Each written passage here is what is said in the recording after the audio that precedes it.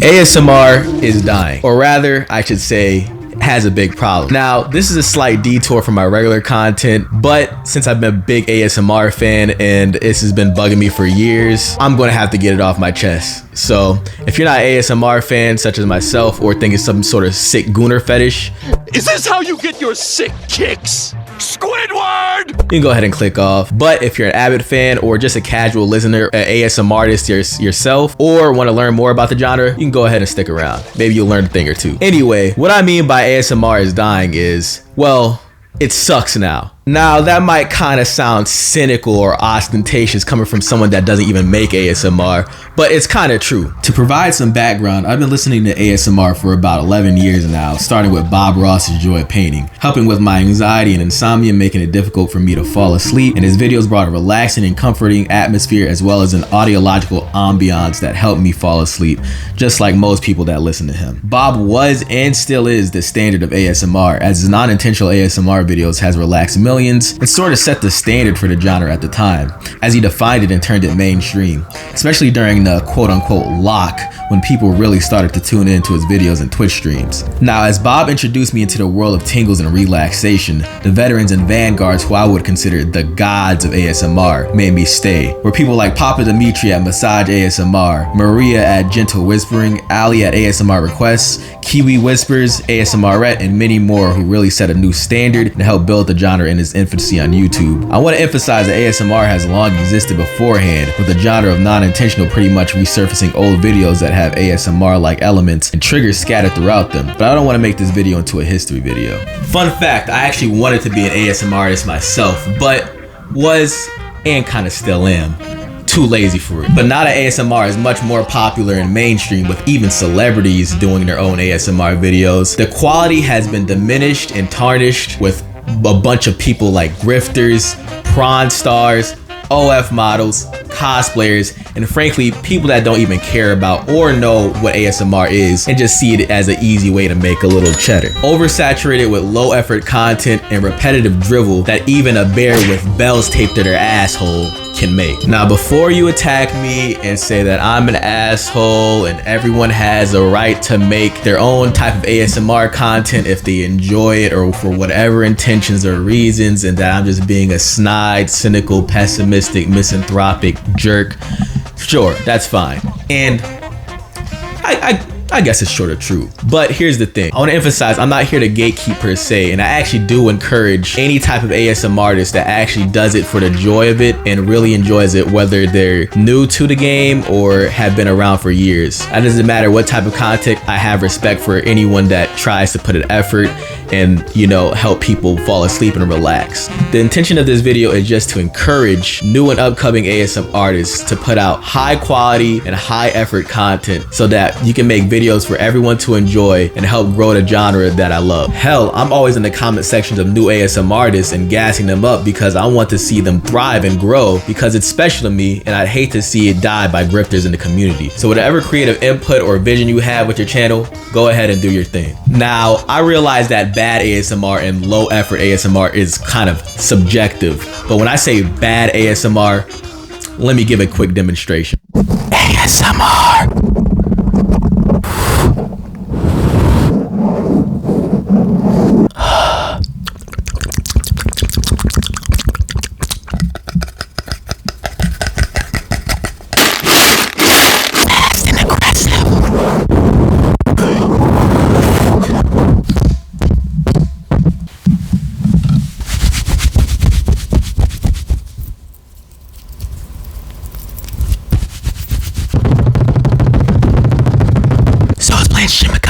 Yesterday, and it was so difficult. I wanted to blow my freaking head off.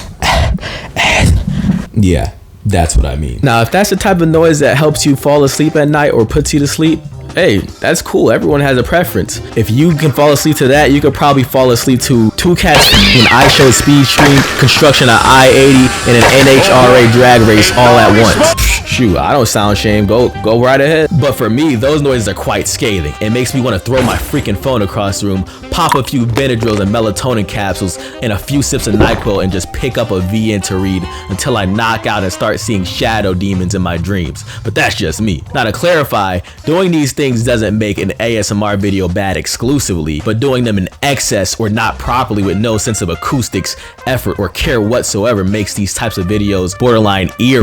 And no, not being able to afford an overpriced 3DO, Rode, or Tascam mic isn't making your videos unlistenable. You can make great content with a cheap Blue Yeti, a lapel mic, or even a phone microphone with a little effort and the right setup. Take it from an audiophile and a casual music producer who spent thousands of hours mixing, mastering, and editing audio over the course of my lifespan. Now let's see the common problems with a lot of ASMR videos and how they can be fixed to make good ASMR videos. First, let's discuss what makes a good ASMR video in the first place. Now this could be subjective to your particular taste, but no matter what type of subgenre of ASMR you listen to, whether it's the personal attention genre, roleplay, reading, writing, drawing, haircuts, massages, or even the bald-headed stepchild or creepy uncle who we don't talk about nor mention what he did to me on September 16, 2007, mukbang. All of these subgenres share the same quintessential aspects and elements that make all ASMR videos relaxing and enjoyable for the listener. And I want to discuss each one of them, so take notes. The first aspect of an ASMR video is the setup. Setup might be the most important aspect of a great ASMR video. It not only determines the mood and theme of the video, but also sets the foundation, whilst providing the necessary ambiance and atmosphere for a relaxing visual and audible experience for the listener. It cannot be stressed enough that ASMR is not solely an audible experience, and visuals play a key role in providing the entire experience of an ASMR video, as visual representation reinforces the psychoacoustic aspect, which invokes the autonomous sensory meridian response we all know or love, or tingles simply, as we are programmed to associate sound with visuals, since visuals affect auditory perception and vice versa. That's why we have concerts, music videos, recorded speeches, and painting videos with classical music playing in the background. It is all a part of the experience. A masterful setup done right can do wonders for an ASMR video and provide an almost euphoric sense of relaxation. There are plenty of people who do this, but I think one of the best to pull this off is Lochte ASMR as an example. She is a masterclass in proper set design, architectural acoustics, sound isolation, and captivating decor. Her presentation is second to none. Notice how she also utilizes her set and objects around her in tandem with her voice to provide a sonically pleasing melange of sounds to give immediate tingles and an Aurorian effect. I expect for you. Another master at this is Made in France ASMR, whose videos I don't even think are even ASMR at this point. They're whole ass movies, with how much effort and time he puts into setting up these scenes, shots, and set design just for an ASMR video. Instead of ASMR, I think he should direct for a Lionsgate. His videos are next level when it comes to that, but it doesn't have to be exclusively role plays. Simple sound isolation, appropriate lighting, and backdrop can do wonders for the audio visual effects associated with ASMR. If you don't have money for a whole HGTV home redesign, no problem. Just play around with lighting, insulate your room, and pick a time of day where audio pollution and background noise in your household or your neighborhood is lowest. A little effort goes a long way in a video. The next aspect is EQ. A lot of ASMR artists struggle or don't even bother and overlook EQing their videos, which it's kind of a big issue since ASMR is mostly, about sound. Music, YouTube videos, and podcasts all require audio mixing and EQ to provide a listenable experience to their audience. So why is ASMR different when the whole point is to provide a listener with a relaxing auditory experience? A myriad of videos I've seen have suffered from improper audio mixing and EQing, which can easily be fixed with some editing magic. Look at this sound wave pattern. Notice anything off? Well, you can see there are a lot of peaks, clipping, and huge differences in volume. These can be caused by a number of factors during the recording process. Plositives, which is the pop you hear when a burst of air hits the microphone, which causes the audio to clip, and fricatives, which are hissing sibilant sounds which are associated with sharp consonants like the letters S, Z, SH, and ZH, and so on. Microphone interference, such as hum or buzz associated with poor audio equipment or improper grounding and connection of cables. Echo and reverb, which causes the audio waves to fluctuate and bounce around the room, resulting in an unwanted persistence. Overwhelming bass, which may be caused from speaking or tapping objects way too close to the microphone, and lack of balance of EQs. A lot of these are pretty simple fixes, such as fricatives and plositives being fixed by pop filters or windshields. Mic hum by buying a ground sound loop isolator or audio interface or a sound card to eliminate persistent microphone hums, setting your microphone to omnidirectional if you have the option, or getting an omnidirectional microphone and properly monitoring and EQing your videos before uploading. You don't have to be an audio expert or sound engineer to do this, just a little bit of awareness. Eliminate frequencies that are too high, sibilant, trebly, or just too low and bassy by using free tools provided in most DAWs like Audacity to balance the audio. This is known as mastering. If that's too much for you and you're starting off with a phone, that's also fine. Just simply back up from the microphone. You don't know how many videos I've listened to where a lot of these issues could be fixed by simply backing up or moving in closer to the mic. Mess around with the positioning of yourself and the mic to see where the optimal level of sound is achieved. And please listen back to your recordings. Don't just one take it and upload it without listening back and saying, yep, this is good enough, to grant the misfortune of poor Sally's little ears. Have some consideration, geez. Now the last aspect I want to cover is what I call subtlety. What I mean by subtlety is the aggressiveness of the sound. Sometimes ASMR artists struggle with the finesse required to provide the necessary gentle and subtle sounds required to induce the meridian response. Randomly tapping aggressively, chewing, or whispering loudly constantly without pause aren't exactly soothing sounds to fall asleep to, and definitely won't achieve any tingles. Being able to properly interact with the microphone, sound, and objects around you is key to not only giving the listeners tingles, but also helps them fall asleep or maybe just relax. I think JoJo's ASMR demonstrates this perfectly in his good versus bad ASMR video. When he demonstrates the good ASMR, it is done with purpose, care, and intent. When interacting with the microphone, he is treating it like an instrument in which he can influence spatial sound with, whereas the bad ASMR is done with no effort, crass and whimsical with no rhythm or tempo to the sounds he's producing, just freeballing it pretty much. These comments in his comment section are hilarious because they articulate the problems precisely and what I think the issues are. For me, bad ASMR is fast and aggressive triggers. It's the kind of stuff that makes me want to get up and do 50 push-ups at 3 a.m. I don't know. Notice how the only difference is the energy. It changes so much stuff, it's crazy. Remember that a good mindset is the key to great results. I love how his perception of bad is someone who seemingly doesn't care about what he's doing and everything is just like meh, while the good one is someone who is clearly putting effort and is concentrated and focused. It makes you understand how much he actually cares and loves what he does, and I think he's amazing. It's all about presentation, care, and intent. I never got the point of fast and aggressive because it isn't pleasant to listen to at all. It makes you want to wear earmuffs under the earphones you're already wearing. So ASMR artists, please stop with the fast and aggressive videos for the love of God. There is another ever-growing problem with ASMR that is seldom, if ever, discussed, and that is... Now imagine this. You tuck in to go to sleep to get sufficient rest for the work in the morning, but you start tossing and turning. You become restless. Maybe it's too hot, the blanket is too heavy, so you get up and turn on your fan. You tuck back in, but you still fail to fall asleep. So you look at your phone. You already wasted hours of the day mindlessly watching ASMR videos beforehand, so you promise yourself only one video. Indecisive, you mindlessly scroll through hundreds of ASMR videos, plenty of which you've already seen, getting bombarded with blue light as you're scrolling. Restless, you finally decide to pick an old faithful video. This will do the trick. I'll surely fall asleep. Put in your headphones and you slowly doze off into La La Land. Except you don't. I know why you can't sleep. You gotta watch the video to get the full relaxation factor, obviously. So you try to position your phone in a comfortable position to rest and doze off to, but the position is never quite right. Next thing you know, the video has ended. 20 minutes has already passed. So you boot up another video, but then that video ends and you put on another one. And then as you finally start to doze off, you notice it's dawn and you've gone through several ASMR videos already. Now you only have 3 hours of sleep remaining and your circadian rhythm is fucked up from all the blue light. That's when you realize you have a problem. At least that's what happened to me when I realized I had an ASMR addiction beforehand. Now that sounds ridiculous. What?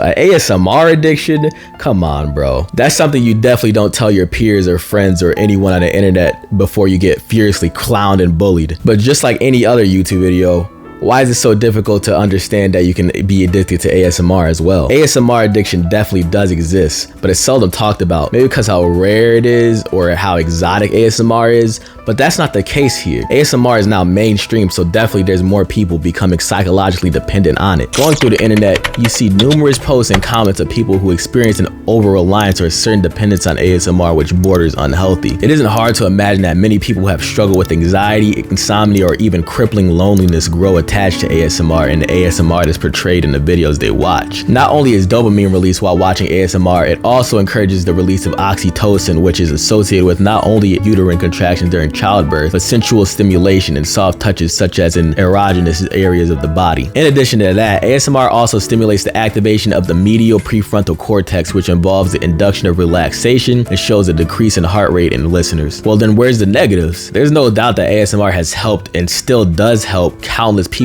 every day who struggle with insomnia, anxiety, and depression. And it is oftentimes therapeutic for the listeners. So what gives? Well, like anything related to stimulation and dopamine release, it is more than possible to develop a psychological dependence on it. The more you consume ASMR to reduce anxiety and stimulate dopamine release, the more resistant you become to it. But some people become addicted to it for different reasons. Maybe they use it as a crutch for the stresses they experience throughout the day and use it as a mental escape, but end up losing themselves through hours mindlessly consuming it. Or some people maladaptively consume it to help aid their restlessness and insomnia and bombard themselves with countless videos thinking it will make them drowsy. But in a lot of cases, it's quite the opposite, as we know that the effects of blue light before sleep disrupts your circadian rhythm and melatonin production. Some people are just lonely, become attracted or form a bond with a beautiful man or woman who provide a soft and warm, comforting face and voice, and form a parasocial relationship with these figures who they become dependent on. Looking at you, mommy and daddy ASMR. Or just simply addicted to the tingly sensation which comes from it. Whatever the case may be, ASMR addiction can be debilitating like any other psychological addiction in the age of social media. No better and no worse than any other form of addiction formed through constant consumption of any form of media. It can reduce productivity, healthy REM sleep, and affect relationships and work and academic performance if bad enough. It's important to realize we need to sometimes step away and take breaks from the screen, no matter how gripping it is. It's only psychological. We need to be introspective and realize when a problem has gone too far and how it has affected your life. It's also okay to be able to simply just reduce watch time. You don't have to go cold turkey. Contrary to popular belief, dopamine detox does not exist. Rather, mental recovery and rejuvenation does, and it always has. Try to find a different way to fall asleep. Maybe writing, reading a book, exercise, meditation, or just simply gentle background noise suffices in inducing relaxation. It's also recommended to distance yourself from the phone or set night mode on to reduce the brightness on your screen to lessen the amount of blue light you consume. Lastly, address the underlying issues. If you simply just find comfort in listening and watching a certain ASMR artist, that's completely fine. But parasocial relationships are often a slippery slope and lead to an over-reliance and sometimes even an obsessive dependence on the watch figure. In my opinion, it is perfectly normal and okay to view a content creator as a positive figure in your life, but should realize they are just that. Content creators. They make entertainment for you and don't know you. Rather, you should strive to form bonds and connections with people in real life, no matter how difficult it is. But a friendship, relationship, or even a simple acquaintanceship is much better than a superficial relationship developed with someone on the screen. But that's just my 2 cents. I'm not a psychologist or whatever. But there are a certain group of ASMR artists who try to abuse this parasocial relationship and are quite possibly the biggest problem with the ASMR community, and that is Grifters. This mostly includes streamers, OnlyFans models, and porn stars who take ASMR and hypersexualize it to such an extent where they make the word ASMR stigmatized and associated with some sort of fetish or paraphilia. I don't know how many times I mention ASMR and people give me a strange stare or funny look like I just told them I frequent E621. Don't look that up. What's the matter with you? This is because a lot of newer videos are just people who show off their bodies and shove a bunch of suggestive and erotic imagery into your face. Some even have the audacity to use ahagel thumbnails to draw on gooners. Now we all know why they do this, because it draws in a lot of horny men to instinctively click on the video and ogle and gaze at the damn near softcore content of these videos. And of course they get all the views and clicks while new and upcoming artists struggle to compete. Can I blame these people for doing this though? Not really. They're getting their bag and their viewers are only enabling them. Hell, I'd be inclined to do it, but I don't think my hairy ass ankles would be considered eye candy, so to speak.